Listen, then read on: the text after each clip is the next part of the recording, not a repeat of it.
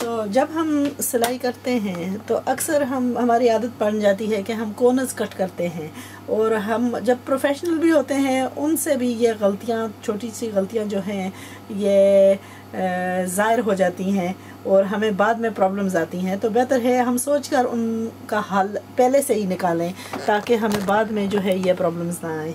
तो जब मैंने ये स्पेशली जब आप किसी कपड़े में कोई एक्स्ट्रा पीसेस वगैरह लगाते हैं, उसके सामने जो है बॉर्डर वगैरह लगाते हैं, तो फिर उसको इस इस बाजू में हमने जोड़ वगैरह काफ़ी लगाए हैं, यानी जोड़ आया है और फिर सामने पट्टी भी लगाई है। तो अभी ये सिलाई करने की वजह से और कुछ कटिंग की वजह से इसमें थोड़ा सा कमी और इजाफा था, तो बाद की सिलाई करने से पहले हमने उसको दूर करना है। तो जब यह सब मुकम्मल कर लें तो उसको अच्छी तरह से प्रेस करें, उसको फोल्ड करके हाफ़ करें। जब वो सेंटर हो जाए तो उसको लाइनिंग को नीचे बिछाएं और ऊपर जो है जो आपका बाजू है उसको बिछाएं, और अब उसकी जो है आप फाइनल शेप जो है मुकम्मल करें। तो यहाँ से हमें मालूम होता है कि एक में थोड़ा सा इजाफा है, जो कप है उसमें की लाइनिंग जो है वो थोड़ी सी एक्सेस है, यहाँ छोटी छोटी रफनेस है साइडों पर और बाजू खुला था, तो इसलिए हम ये रफनेस जो है ये इसको भी दूर कर लेते हैं। इसमें एक तो सिलाई में जो है वो खूबसूरती आएगी, दूसरी है कि हमारा जुड़ा हुआ जब हम इसकी फ़िटिंग करेंगे, जोड़ेंगे इसको कपड़े के साथ, तो हमें प्रॉब्लम्स नहीं आएंगी और ये हमारे लिए मसला नहीं बनेगा।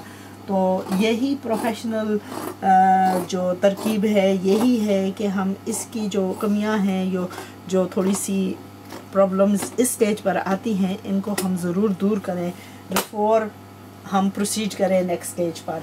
तो अब ये जो बाजू है ये मुकम्मल तौर से हर तरफ लिहाज से जो है ये सेट है। अब हमने इनको एक दूसरे पर रख कर जो है सीधी सिलाई लगा कर बंद कर लेना है। तो इसमें फ़ायदा यह होगा कि हम जब लगाएंगे तो इसमें एक्सेस और कमी जो है नज़र नहीं आएगी। हमने जो पीसेस थे इनको भी मुकम्मल तौर से प्रेस करके सेट कर लिया है। तो अगर आपने बाद का जो है प्रॉब्लम्स वो सॉल्व करना है तो उनका हल आप पहले निकालें। सो ये रहा हमारे, और फिर गला था, गले का भी हमने जोड़ लगाया था। अब गले की अंदर नॉच लगा कर इसको सेट कर लिया है अंदर की तरफ, और अब हम अगर आप इधर सिलाई लगा लें तो और बेहतर होगा। ये कपड़ा एक्सेस कपड़ा जो है उस सिलाई के साथ स्टिच हो जाएगा और दूसरा मजबूती हो जाएगी, और उसके बाद हमने बस इस गले की तरपाई करनी है। तो अब हम तरपाई तो मैं बाद के लिए छोड़ूंगी, ऑब्वियसली रश की वजह से हम इसको क्या करते हैं कि इसको मोंडो पर जोड़ेंगे, लेकिन मोंडो से जोड़ने से पहले हम इसको एक और काम करते हैं। तो हम इसको कई दफ़ा हमें छोटी सी प्रॉब्लम्स आती हैं, और वो प्रॉब्लम्स ऐसी होती हैं जो हम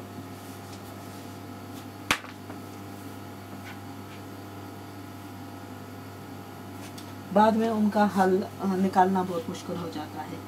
तो अगर आप अपने कपड़े को अच्छी तरह से बिछा लें किसी भी टेबल पर या वर्क सरफेस पर, तो उसको इवन आउट करें।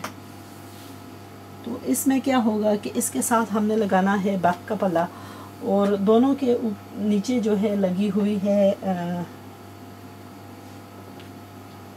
ट्रिम। तो हमारी कोशिश यही है कि हमें इसको बराबर करके लगाना है ताकि जो चाक है और पीछे का दामन है वो एक ही अंदाज से आए। इसके ऊपर हम बिछाते हैं अपना बैक का हिस्सा, और इसको हम अब बेशक अब जो लाइनिंग का दूसरा हिस्सा है उसको छोड़ दें।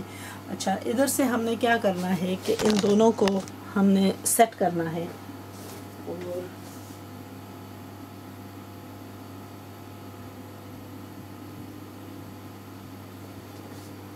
और मैं ये चीज़ आपको प्रॉमिस करती हूँ कि अगर आपने ऐसी सेटिंग करके कमीज़ बनाई तो आपका बाद का जो प्रॉब्लम होगा वो उसमें आपको प्रॉब्लम्स नहीं आएंगे।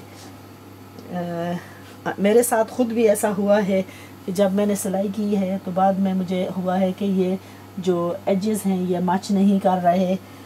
अच्छा, ये रहा नीचे दोनों का दामन का हिस्सा, वो आपस में फिक्स हो गया है। अब हमने इसी को वो लाइनिंग का जो हिस्सा है उससे भी पक्का करना है दोनों तरफ।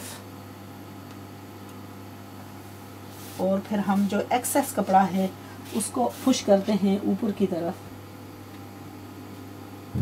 तो अगर इसमें कोई इजाफा है तो उसको हम ऊपर की तरफ निकालेंगे।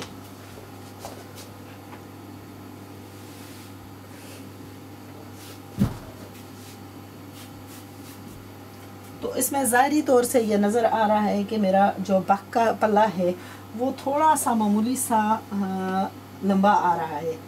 तो इसको हम काट करके बराबर कर लेते हैं।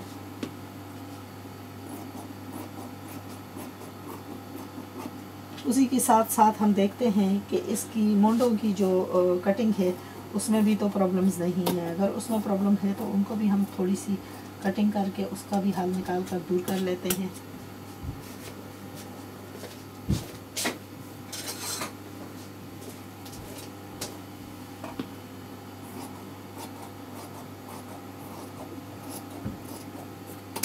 हमने बराबर नहीं करना, यह बात याद रखनी है कि जो बैक का विड्थ है शोल्डर पर वो हमने इजाफे में ही छोड़ना है। दूसरी इसकी छोटी सी प्रॉब्लम है कि बैक का जो पल्ला है वो थोड़ा सा आगे की से चौड़ा आ रहा है, तो हम उसको भी जो एक्सेस है वो काट कर बराबर कर लेते हैं।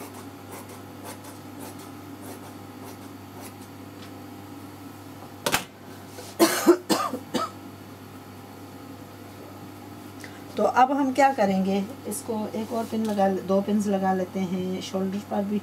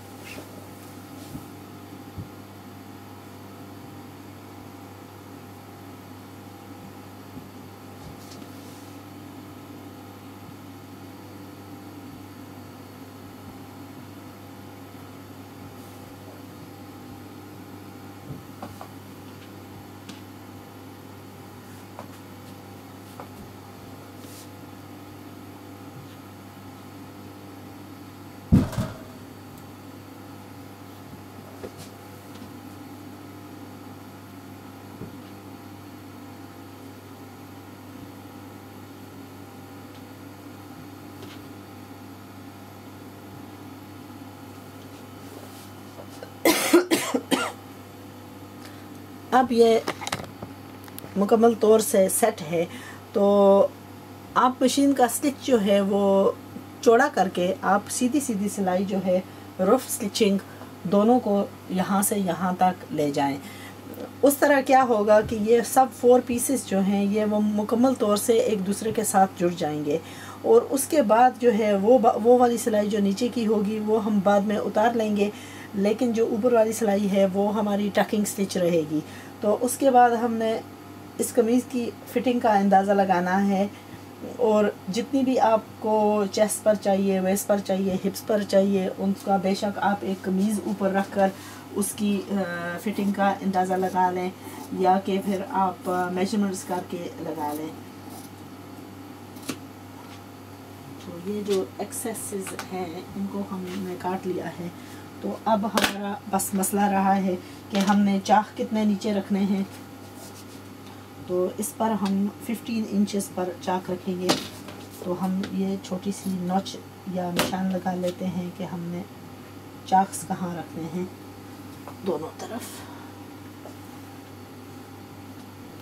और फिर बेशक आप फिटिंग का निशान जो है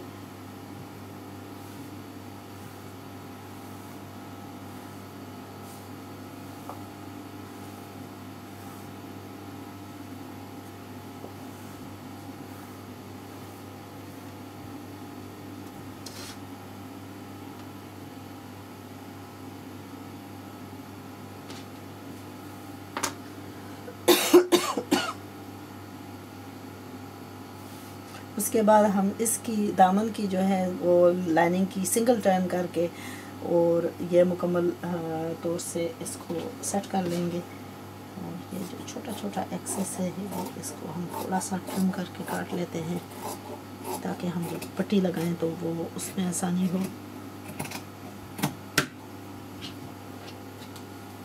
ये फाइन ट्यूनिंग की कटिंग है। तो इसमें क्या होगा कि इसमें हमारी जो छोटी छोटी कटिंग में गलतियां आई थी तो उनको हम इससे दूर कर लेते हैं।